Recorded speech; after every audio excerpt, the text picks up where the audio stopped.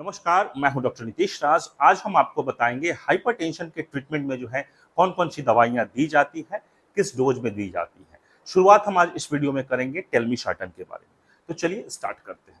सबसे पहले की जो हाइपरटेंशन है ऑलरेडी अगर डायग्नोज्ड हो गया है, ये चार्ट में दिया हूं, आप देख सकते हैं कि हाइपरटेंशन का जो है किस किस लेवल में एलिवेटेड बोलते हैं, कब स्टेज 1 बोलते हैं, कब स्टेज 2 बोलते हैं। तो यहाँ दिया है, आप देख सकते हैं। तो हाइपरटेंशन के ट्रीटमेंट में जो है फर्स्ट लाइन मेडिसिन, मतलब शुरुआत हम किससे करते हैं। मेनली शुरुआत जो करते हैं दैट इज होता है एसी इनहिबिटर या एआरबी करके होता है, एंजियोटेंसिन रिसेप्टर ब्लॉकर जो उसको बोलते हैं, जिसके अंदर आता है टेलमिसार्टन, कैंडिसार्टन, वाल्सartan, ये सब आता है। और सीसीबी मतलब कैल्शियम चैनल ब्लॉकर्स भी आता है इसके अंदर में, और एक डायूरेटिक्स भी आता है। तो ये तीनों जो है फर्स्ट लाइन के अंदर आता है। और शुरुआत हम आज करेंगे टेलमिसार्टन के बारे में, जो कि एआरबी है, एंजियोटेंसिन रिसेप्टर ब्लॉकर। देखिए ये दवा कैसे काम करता है बीपी के मरीजों में।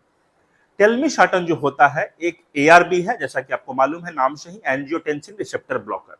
शरीर में आप जस्ट सिंप्लीफाइड तरीके से आप समझने के लिए मैं आपको बता रहा हूं, आप याद रखिए कि शरीर में ऐसी चीजें बनती हैं, ऐसे केमिकल्स बनते हैं जो कब बनते हैं, नॉर्मली कब बनता है, जब किसी का अगर बीपी ड्रॉप कर गया, हाइपोटेंशन है, शरीर को सेंस कर लिया कि उसका जो है ब्लड प्रेशर कम है, तो शरीर में ऑटोमेटिकली जो है रैस बोलते हैं, रेनिन एंजियोटेंसिन सिस्टम, ये एक्टिवेट होता है और इसका काम है बीपी को बढ़ाना।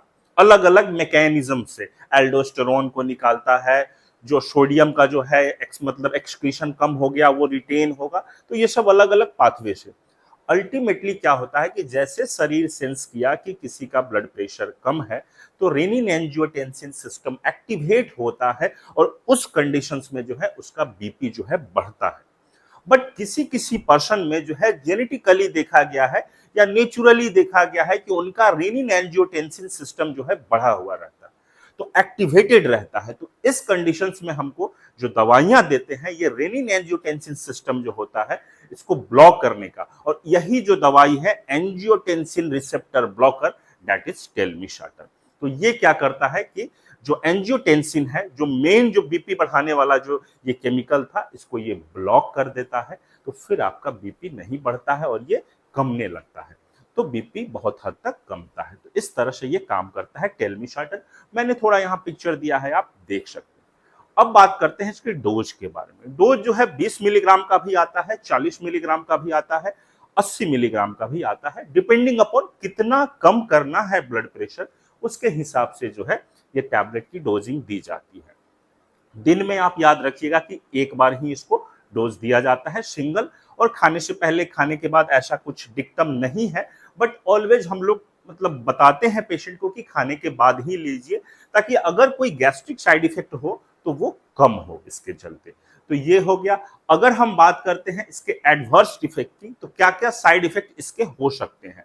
साइड इफेक्ट में बहुत कॉमनली देखा जाता है कि जो थोड़ा सा फटीग होता है, लिथार्जी होता है, जीआई अपसेट होता है, हेडेक होता है। तो ये मैंने दिया है, आप देख सकते हैं कि ये इसके साइड इफेक्ट्स होते हैं।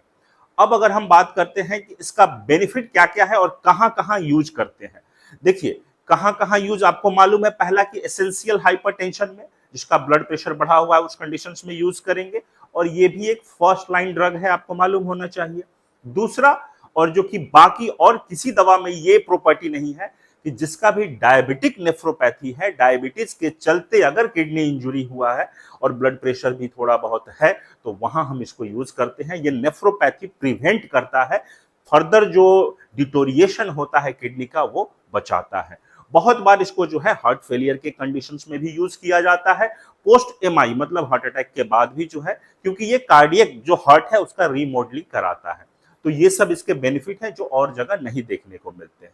अगर हम अदर ड्रग से कंपेयर करें, खासकर बीटा ब्लॉकर से अगर हम कंपेयर करें, तो इसका एक बहुत अच्छी बात यह है कि इसके साथ जो है सेक्सुअल डिस्फंक्शन नहीं होता है, जो कि बीटा ब्लॉकर के साथ होता था।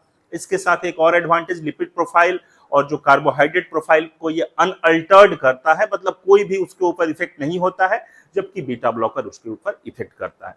तो इसीलिए हम बोलते हैं कि ये ड्रग ऑफ चॉइस बेस्ट दवा है ये स्टार्ट करने के लिए किसी भी जो है हाइपरटेंसिव पर्सन में, और इसीलिए ये फर्स्ट लाइन ड्रग के अंदर आता है। एक बात आप ध्यान देंगे कि ये दवा जो है प्रेगनेंसी में एब्सोल्युटली कॉन्ट्राइंडिकेटेड है। प्रेगनेंसी में इसे नहीं देते हैं क्योंकि फीटल जो है मैलफॉर्मेशंस देखा गया है, इसलिए इट इज एब्सोल्युटली कॉन्ट्राइंडिकेटेड। बहुत बार ऐसे पेशेंट्स मिलेंगे जिनका ये टेल्मिसार्टन अगर स्टार्ट कर दिया गया, मान लीजिए 20 मिलीग्राम शुरू किया गया, नहीं कमा 40 मिलीग्राम, 80 मिलीग्राम, तो बहुत बार फिर आपको दूसरा जो है फर्स्ट लाइन दवा जो है आपको ऐड करने की जरूरत पड़ती है। और बहुत बार जो है ये कॉम्बिनेशंस में आता है, जैसे कि टेल्मिसार्टन और साथ में आप देखिएगा सिल्निडिपिन, तो ये कॉम्बिनेशंस में आता है।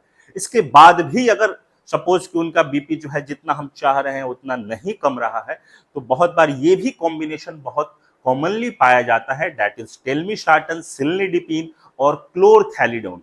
तो क्योंकि एक और चीज देखा गया है कि डायूरेटिक के साथ अगर टेल्मिसार्टन अगर ऐड होता है ना, तो उसका एडिटिव प्रॉपर्टी हो जाता है, मतलब जो बीपी कम करने का जो पोटेंशियल है और ज्यादा हो जाता है। तो इसीलिए बहुत बार जो है, जो ये तीनों जो मैंने बोला कि फर्स्ट लाइन दवा है, ये तीनों कॉम्बिनेशंस में भी आ सकता है, इसमें से कोई दो का भी कॉम्बिनेशन आ सकता है, और सिंगल मतलब अकेला तो आता ही है।